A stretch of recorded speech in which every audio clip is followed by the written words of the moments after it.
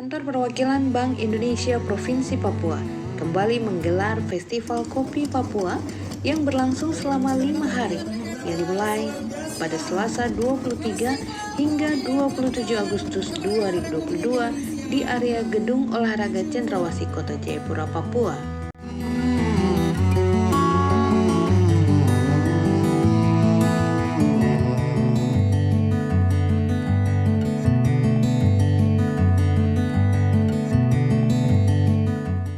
Deputi Kepala Perwakilan Bank Indonesia Provinsi Papua, Dedi Irianto mengatakan bahwa Festival Kopi Papua telah diselenggarakan sejak 2018 dengan sejumlah capaian yang telah diraih.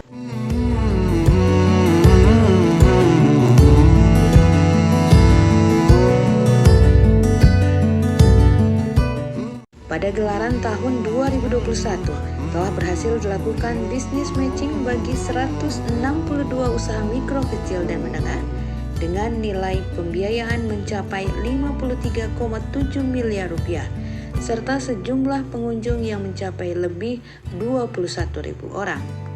Pada gelaran Festival Kopi Papua tahun ini, capaian diharapkan akan meningkat lebih dari 10%. Hal ini sejalan dengan semangat HUT kemerdekaan ke-77 yang mengangkat tema pulih lebih cepat, bangkit lebih kuat.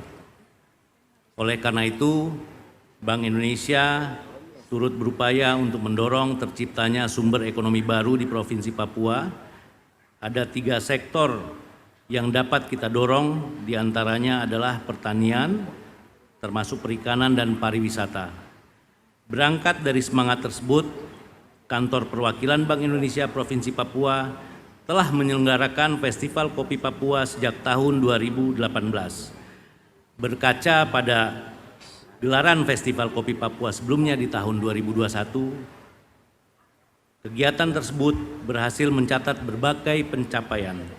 Beberapa di antaranya adalah bisnis matching sebesar 162 UMKM dengan nominal pembiayaan mencapai 53,7 miliar. Jumlah pengunjung lebih dari 21.000 orang, baik offline maupun online. Pada gelaran saat ini kami mempunyai target peningkatan pencapaian tersebut lebih dari 10%. Ditambahkan Dedi, penyelenggaraan Festival Kopi Papua merupakan upaya Bank Indonesia untuk mendorong terciptanya sumber pertumbuhan ekonomi baru di Papua yang lebih inklusif dan berkelanjutan.